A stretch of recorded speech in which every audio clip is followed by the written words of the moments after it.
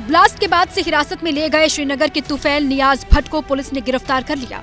आरोप है कि वो आतंकियों का हथियार सप्लायर है। गिरफ्तार आरोपी डॉक्टर अदील के लॉकर से जो AK-47 मिली थी वो इसी तुफैल ने दिलवाई। अब गिरफ्तारी के बाद परिवार इसे बेकसूर बता रहा है। कहाँ से करेगा वो छोटा बच्चा इतनी सारी काम? कहाँ से लाएगा वो वेपन? आप मुझे बोले ना, कहाँ से लाएगा वो पैसे?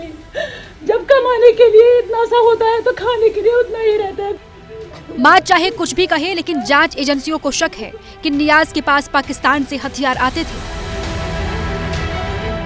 नियाज ने हथियार लेकर पहले उसे उमर को दिया, उमर ने अदील को दिया और उसके पकड़े जाने के बाद पूरा खेल खुल गया। ब्लास्ट के बाद से हिरासत में ले गए श्रीनगर के तुफैल नियाज भट्ट को पुलिस ने गिरफ्तार कर लिया। आरोप है कि वो आतंकियों का हथियार सप्लायर है।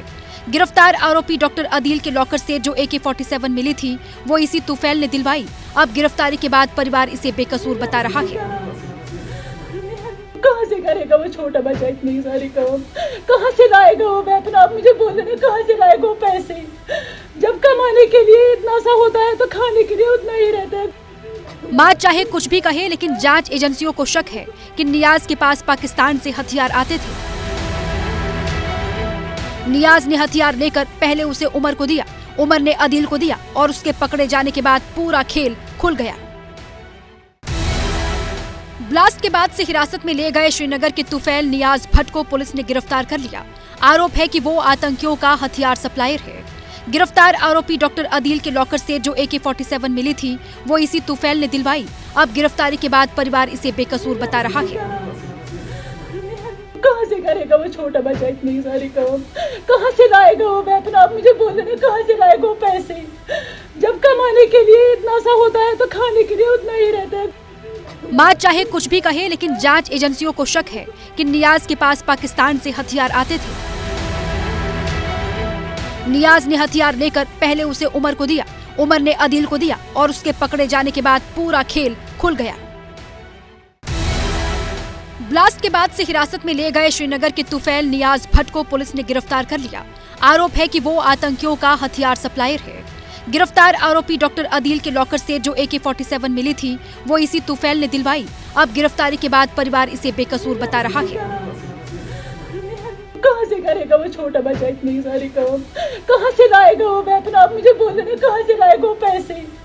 जब कमाने के लिए इतना सा होता है तो खाने के लिए उतना ही रहता है। मां चाहे कुछ भी कहे, लेकिन जांच एजेंसियों को शक है कि नियाज के पास पाकिस्तान से हथियार आते थे। नियाज ने हथियार लेकर पहले उसे उमर को दिया, उमर ने अदील को दिया और उसके पकड़े जाने के बाद पूरा खेल खुल गया। ब्लास्ट के बाद से हिरासत में ले गए श्रीनगर के तुफैल नियाज भट्ट को पुलिस ने गिरफ्तार कर लिया। आरोप है कि वो आतंकियों का हथियार सप्लायर है। गिरफ्तार आरोपी डॉक्टर अदील के लॉकर से जो AK-47 मिली थी वो इसी तुफैल ने दिलवाई। अब गिरफ्तारी के बाद परिवार इसे बेकसूर बता रहा है। कहाँ से करेगा वो छोटा बच्चा इतनी सारी काम? कहाँ से लाएगा वो वेपन? आप मुझे बोले ना, कहाँ से लाएगा वो पैसे?